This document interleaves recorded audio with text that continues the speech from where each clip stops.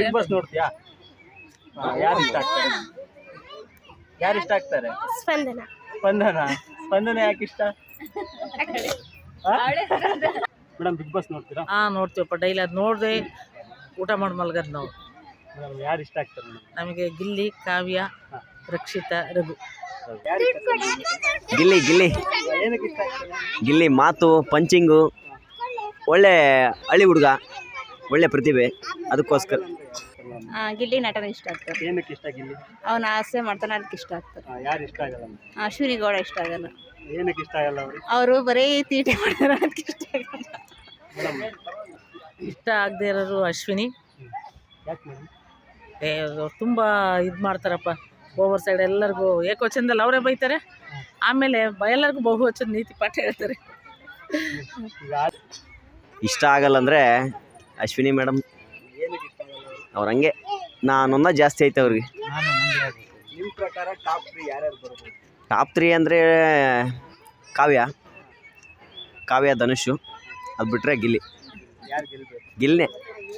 ನಿಮ್ಮ ಪ್ರಕಾರ ಟಾಪ್ 3 ಯಾರ್ಯಾರು ಬರ್ಬೋದು? ಕಾವ್ಯ, ಗಿಲ್ಲಿ ನಟ, ಹೆಸರೇನು ಧನುಷ್. ಯಾರು ಗೆಲ್ಬೇಕು? ಗಿಲ್ಲಿ ನಟ ಗೆಲ್ಬೇಕು. ಏನಕ್ಕೆ ಗೆಲ್ಬೇಕು ಗಿಲ್ಲಿ? ಅವ್ರು ಬರ್ಬೇಕು ಅನ್ನೋದೊಂದು ಆಸೆ ಅಷ್ಟೇ.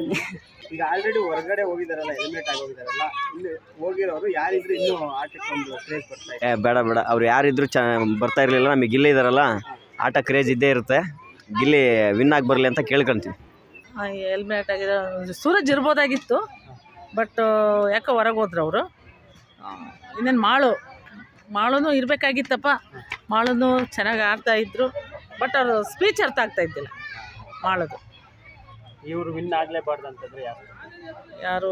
ಇನ್ನೇನು ಅಶ್ವಿನಿ ಗೌಡ, ಸ್ಪಂದನ, ಆಮೇಲೆ ಇದು ಧ್ರುವಂತ್. ಈಗ ಇವರು ಸೂರಜ್ ಮತ್ತೆ ಮಾಳು ಅವರು ಹೊರಗೆ ಹೋದ್ರು, ಅವ್ರ ಬಗ್ಗೆ ಏನು ಹೇಳೋದು? ಅವರು ಇರಬೇಕಾಗಿತ್ತು, ಅದು ಏನಕ್ಕೆ ಹೋದ್ರೂ ಗೊತ್ತಿಲ್ಲ. ಅವ್ರನ್ನ ಕಂಪೇರ್ ಮಾಡಿದ್ರೆ ಇನ್ನು ಯಾರು ತುಂಬಾ ಆಟ ಕಮ್ಮಿ ಆಡಿದ್ರು ಒಳಗಡೆ ಇದ್ದಾರೆ ಅನ್ಸುತ್ತೆ ನಿಮ್ಮ ಪ್ರಕಾರ? ಸ್ಪಂದನ, ಧ್ರುವಂತ್. ಯಾರು ಗೆಲ್ಬೇಕು? ಟಾಪ್ 1ನಲ್ಲಿ ಗಿಲ್ಲಿ ಬರಬೇಕು, ಸೆಕೆಂಡ್ನಲ್ಲಿ ರಕ್ಷಿತಾ, ಥರ್ಡ್ ರಘು ಬರಬೇಕು. ಈ ಬಿಗ್ ಬಾಸ್ ಮನೇಲಿ ಯಾರು ಇಷ್ಟ ಆಗದೆ ಇರೋಂಥ? ಇಷ್ಟ ಆಗದೆ ಇರೋರು ಅಶ್ವಿನಿ,